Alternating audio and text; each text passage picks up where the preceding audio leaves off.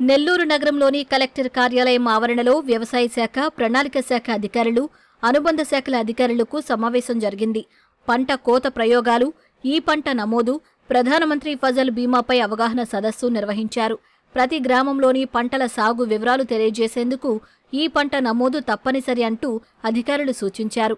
అలానే విపత్తు సంభవించి నష్టపోయిన సందర్భాల్లో పంట కోత ప్రయోగాల ద్వారా నష్టాన్ని ఎలా నివారించవచ్చనే విషయాన్ని అధికారులకు వివరించారు. ప్రస్తుతం జిల్లాలో ఇప్పటికే ఈ పంట నమోదు ప్రక్రియ సగం మేర పూర్తయిందని, ఈ నెలాఖరులోపు మిగతా మొత్తం పూర్తి చేయనున్నట్లు జిల్లా వ్యవసాయ శాఖ సంయుక్త సంచాలకులు సత్యవాణి తెలిపారు. ప్రధాన్ మంత్రి ఫసల్ బీమా యోజన, క్రాప్ ఇన్సూరెన్స్ స్కీము మరియు జనరల్ క్రాప్ ఎస్టిమేషన్ సర్వే మీద వ్యవసాయ శాఖ మరియు ప్లానింగ్ డిపార్ట్మెంట్ ఇద్దరికి ట్రైనింగ్ ప్రోగ్రామ్ చేయడం జరిగింది. ఈరోజు మనకి క్రాప్ ఇన్సూరెన్స్ అనేది ముఖ్యమైంది. ఎందుకంటే రైతులు పంట వేసి ఏ క్షణంలో నష్టపోయినా వాళ్ళకి ఇన్సూరెన్స్ అందించే ఉద్దేశంతో ఎలా చేయాలి, క్రాప్ కటింగ్ ఎక్స్పెరిమెంట్స్, పంట కొత్త ప్రయోగాల్లో వచ్చిన ఫలితాల మూలంగానే మనం క్రాప్ ఇన్సూరెన్స్ అందించబడింది.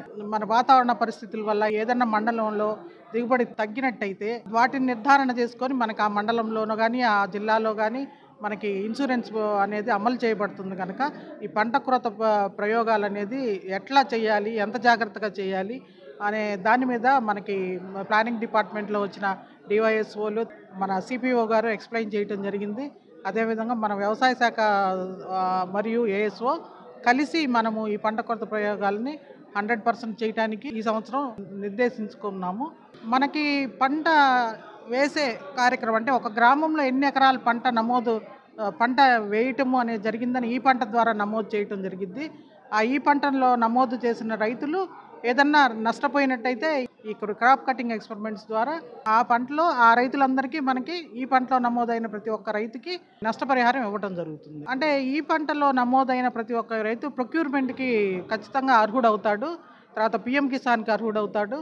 తర్వాత ఏదన్నా కౌలు రైతులు ఉన్నా సరే వాళ్ళు బ్యాంక్ లోన్లు ఇవ్వడానికి కానీ, సిసిఆర్సి కార్డులకు కానీ అన్ని వ్యవసాయం సంబంధించిన అన్ని దానికి అర్హులవుతారు.